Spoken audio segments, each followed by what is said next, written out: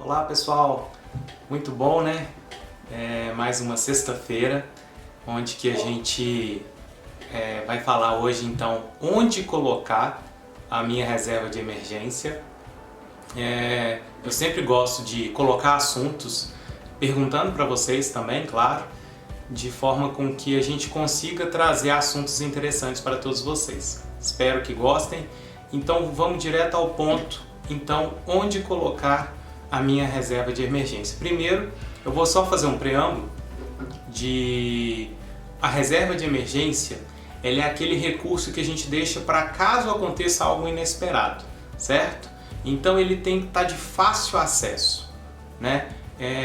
Então eu gosto de lembrar que ele tem que estar, por exemplo, onde você está mais acostumado a usar, né, os recursos, ou aonde que você vai despender, né, quando você tem alguma despesa que você tem que chegar e pagar alguma coisa, né? Então ele tem que estar muito próximo daquele banco onde você, ou corretora, de onde você está acostumado a usar, certo? Então por este motivo é interessante que você utilize parte dele dentro do banco que você está acostumado, né? Pode ser ele o seu banco comum ou banco digital, tá?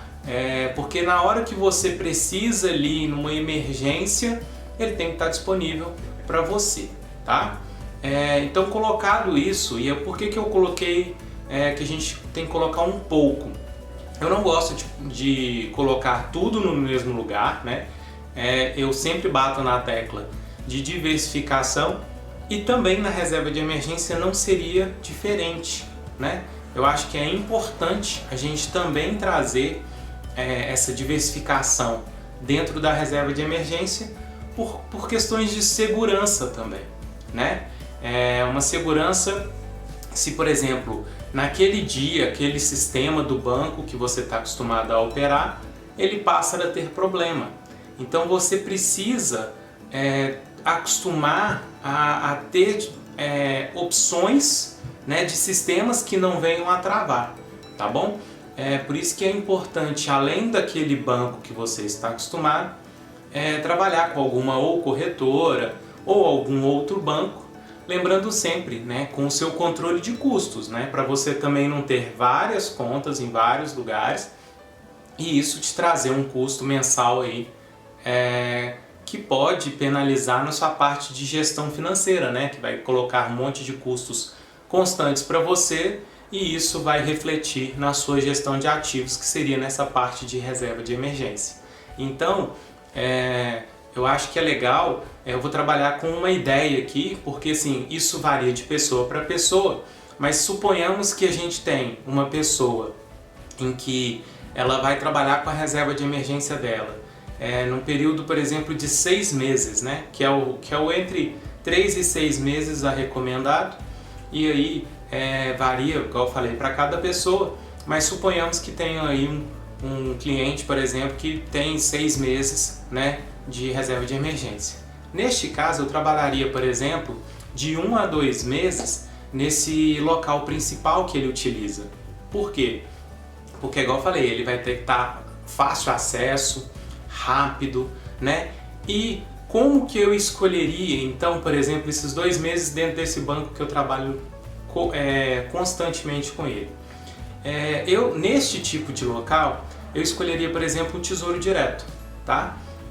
Por quê? Porque se muitas vezes eu trabalho constantemente com esse banco, então eu tenho muita facilidade de acessar, mas também tenho a facilidade de fazer algum erro ou talvez fazer um saque errado numa conta errada. Erros sempre acontecem, né? Ou então eu preciso ter uma segurança maior de pelo menos um dia, né? E com o Tesouro Direto você tem essa facilidade, né? Se você, por exemplo, eu preciso de um dinheiro para segunda-feira. Bom, hoje, sexta-feira, você vai lá dentro do horário comercial, que é o Tesouro.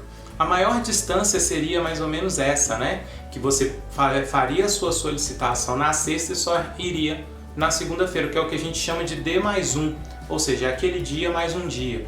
Mas se, por exemplo, se você precisa na terça-feira, se você na segunda solicitar, terça-feira está na sua conta. Então, como é o banco que você já está mais acostumado, e isso aí você tem essa facilidade, tá, de fazer essa seleção.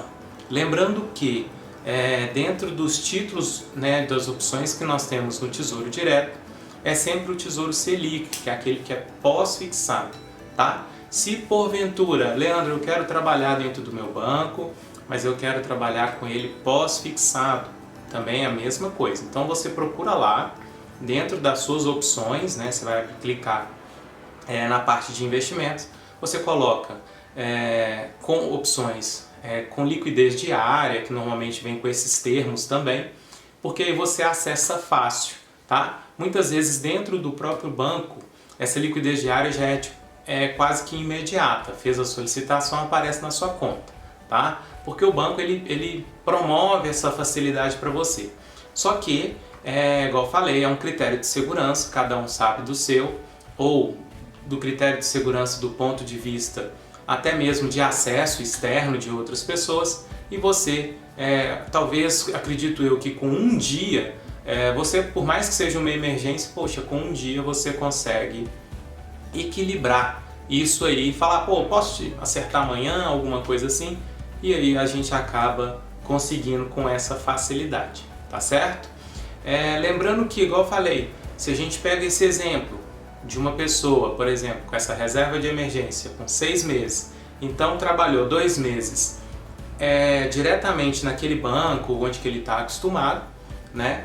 E o restante ele colocaria, por exemplo, dividido também. Eu gosto de dividir mais vezes, por exemplo, eu trabalhei sempre com 3 parcelas, 2 meses naquele banco recorrente que você está acostumado, 2 meses em outro tipo de aplicação que também seria bem parecido com este, mas dentro de alguma corretora, e que aí fica muito mais fácil, muito mais simples para você conseguir colocar esse recurso lá disponível, e à medida que você fizer a solicitação, ele aparece na conta da corretora e você consegue transferir, por exemplo, para o seu banco que você está acostumado a usar, ou para o outro banco que você está acostumado a usar também, que é bom você cadastrar 2, porque igual eu falei, às vezes um sistema de pode estar com um problema, né? A gente trabalhar com um bom planejamento é exatamente criar condições ou criar problemas com que a gente possa no futuro não ter esse tipo de problema.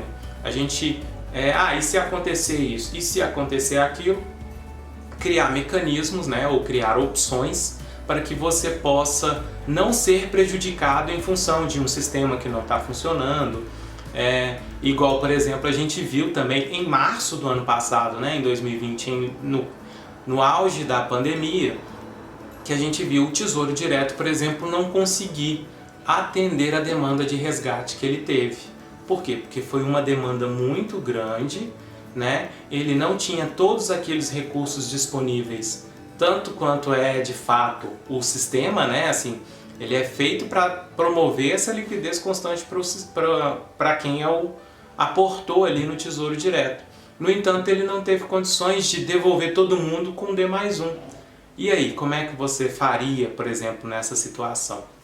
Então, por isso que eu falo que eu gosto também desta diversificação, colocando mais uma parte, né, 1/3, digamos assim, da sua reserva de emergência também em algum ativo, dentro de alguma corretora, sempre igual, volto a dizer, pós-fixado, né? É legal isso porque o pré-fixado é que você combina antes, né? Então, por exemplo, eu combinei uma taxa, né? Então essa taxa X ela é pré-fixada, né? Então já está pré-combinado. E pós, então não estava combinado? Não. O pós é quando você combina com ele, por exemplo, referenciado em algum índice, né? Este índice pode ser, por exemplo, tanto quanto a taxa Selic, que igual eu falo, coloco aqui toda semana para vocês também, por exemplo, a meta da Selic para o Copom, a meta ou então quando sai, né, a reunião, eu também gosto de colocar para que a gente esteja sempre acompanhando e sabendo quando de fato vai ser esta Selic, tá? Ou, por exemplo, também pode ser o CDI, né? Ah, o que é o Selic? O CDI ele está assim, diretamente relacionado à Selic. Ele é um pouquinho menor. Por quê? Porque ele nada mais é do que os bancos eles aplicam na Selic. E aí o banco vai emprestando um para o outro. E naquela faixa ali, um vai emprestando para o outro dentro daquele valor um pouquinho abaixo do que é a Selic, tá certo? Então, basicamente, entenda-se Selic e um pouquinho menos está ali o CDI. Ambos andam muito juntos, muito correlacionados, tá? Porque um é base do outro, tá joia? Então, o pós-fixado você está atrelando, por exemplo, ao CDI, né? Antigamente, a gente tem visto essa explosão do IGPM aí. Antigamente também tinha, né, títulos que eram atrelados ao IGPM, por exemplo, né? E hoje a gente já não tem esses títulos mais, tá? No Tesouro, por exemplo.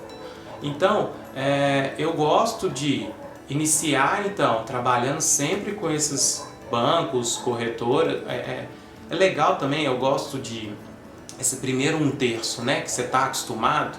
Tem algumas fintechs, né, esses bancos digitais, por exemplo, que já estão colocando para vocês com a que a gente chama de carteira remunerada, conta remunerada, enfim, a nomenclatura aí, elas são próximas de ser remunerada, ou seja, já está na conta, ela está sendo remunerada, né?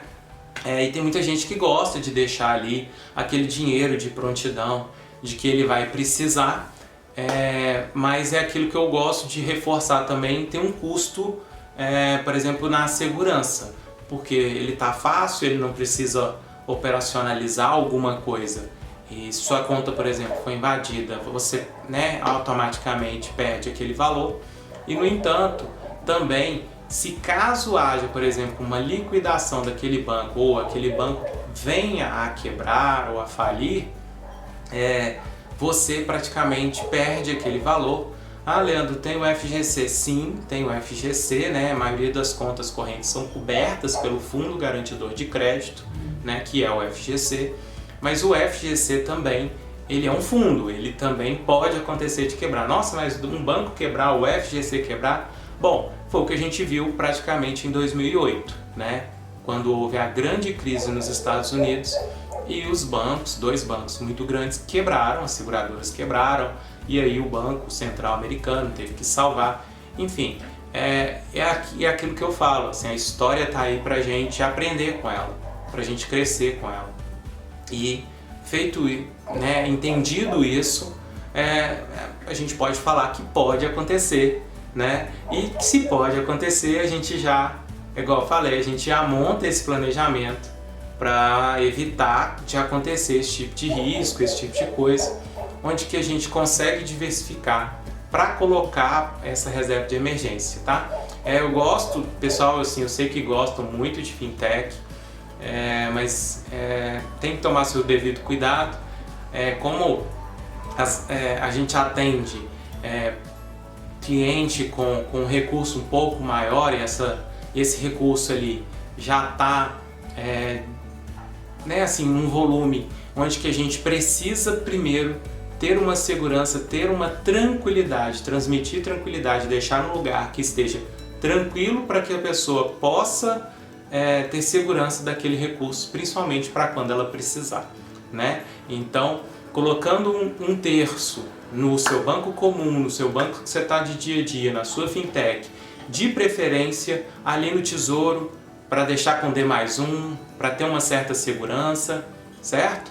Um terço naquele outro banco ou na corretora que você está acostumado, com liquidez diária, né? Que ele já fica ali mais fácil para depois você transferir para essa conta que você já está acostumado ou que é mais rápida, certo?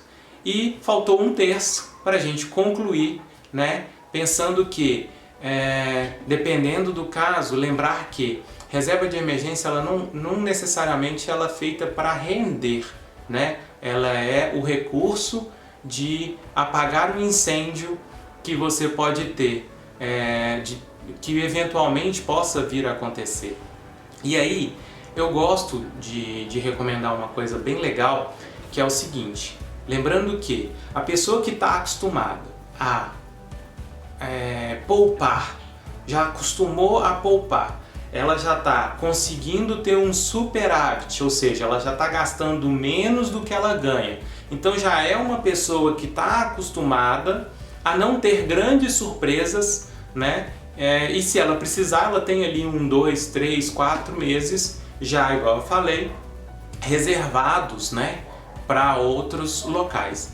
E este um terço, né, eu colocaria hoje, por exemplo, existem, tá, fundos multimercados que são praticamente cash, né? Eles vêm inclusive escritos cash, né? Que é dinheiro em inglês, não necessariamente money, né? Mas cash é de grana mesmo, onde que eles trabalham com crédito privado, né? Às vezes de curto prazo, e conseguem um pouquinho a mais, uma rentabilidade um pouquinho a mais ali do CDI ou da Selic, tá? E igual eu falei, pelo menos você não perde tanto para a inflação, né? Uma vez que ele não é feito para render, tá? Hoje a gente infelizmente tem um CDI ou uma Selic muito baixa, está perdendo para a inflação, é o que a gente chama de juros negativo, né? Mas pelo menos neste caso você cria uma opcionalidade dentro da sua reserva em não perder tanto, visto que ele é uma opção para você também deixar a sua reserva de emergência, visto que, lembrando que esse tipo de fundo multimercado, eles normalmente são de liquidez diária ou até D+1 normalmente, tá?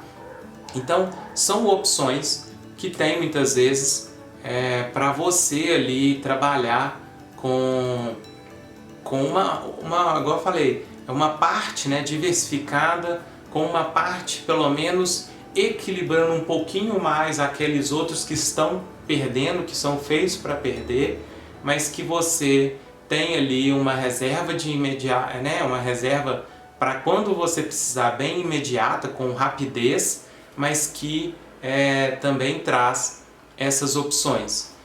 O que é legal também explicar para reforçar. Normalmente esse tipo de fundo a gente vai encontrar são nas corretoras, porque são os shoppings, né? Pensar em, por exemplo, em shopping.